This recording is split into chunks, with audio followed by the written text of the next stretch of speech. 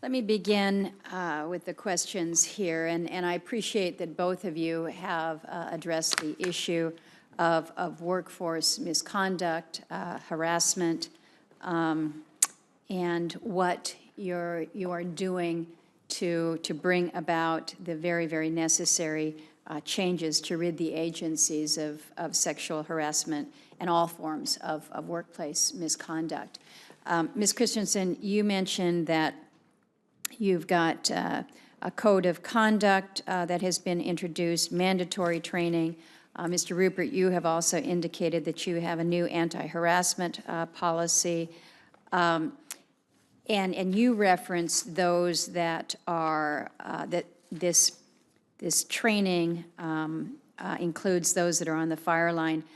Chief Christensen, is the outreach here for the training and this full day session that you've referenced, does this also include those within the firefighting ranks? Is this people within your administrative offices? Who are we covering here? And what is the extent of these new policies that have been put in place? Yeah, thank you very much, Senator. Yes, it is for every one of our permanent and seasonal employees. That's why we waited until the second week of June, and the majority of our seasonals are onboarded now. So this is, we are, shutting down a business for one day, rolling each week in different units, one day to focus on this training and the importance of breaking the silence and what it really is going to take to shift our culture sustainably. We started with listen and learn sessions across our whole organization. Now that did not include as many of our seasonals, but that really was, we needed to demonstrate as leaders what was really being felt in the workforce. That really fueled the design for our Stand Up For Each Other days next week. And we, about 18 months ago, passed a very broad anti-harassment policy, and we've been working on this agency-specific training with real agency examples, with real employees. We've recorded our own training, and there will be discussions in every work group across our organization: administrative staff, field staff, fire staff, the headquarters staff, and each work unit will identify what they need to make commitments to each other to improve the work environment. But we've started with an enhanced reporting center. We opened that up in the fall of 17 so that the fear of retaliation, we're trying to minimize the fear of retaliation. We want to hear if anyone has any concern.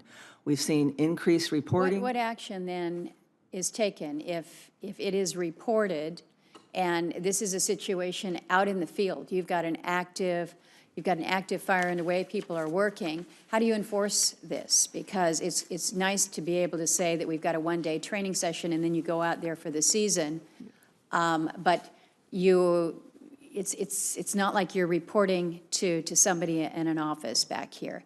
And I think this has been one of the very significant concerns, is that out in the field, it is a different environment. Yes. And that there is more that is, quote, accepted. You're absolutely right. That's about getting under what's in our culture. So there's both being very clear about what is not accepted and changing those behaviors. And then there are structural things that will allow reporting in different ways. So even if you're out in the field, if there's cell service, 1-800 number 24/7 will pick up that someone that has a complaint can report it to, and then we have timelines. Action must be taken within 24 hours to look into an investigation and to evaluate the situation and to take corrective action. Mr. Rupert, very quickly on DOI side, do you have a similar process then for reporting and required action? Yeah, the policy that was recently put in place in DOI sets very rigid expectations for managers and supervisors and timelines to respond to complaints. And so there's a tremendous focus on ensuring that that process that really explores and understands and provides that inquiry and investigation it's rigid, and the expectations go along with it to follow through.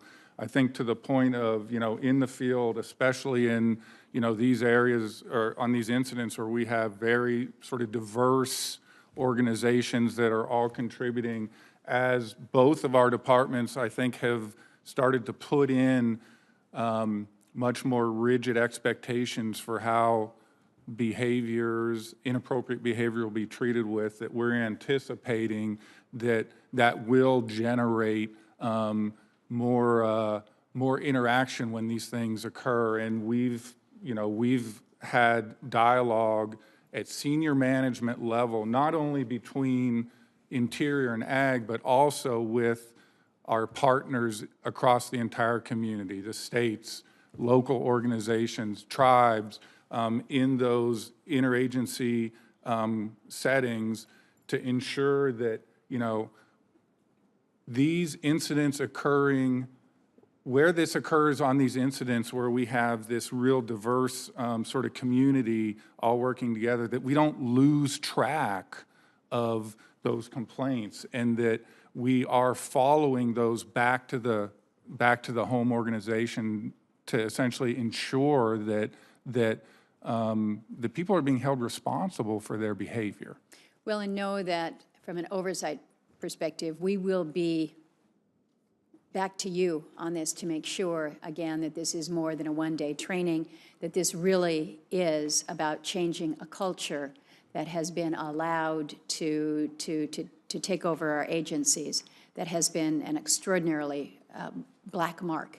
So we need to correct that, you know that, and we want to keep monitoring this. Senator Cantwell.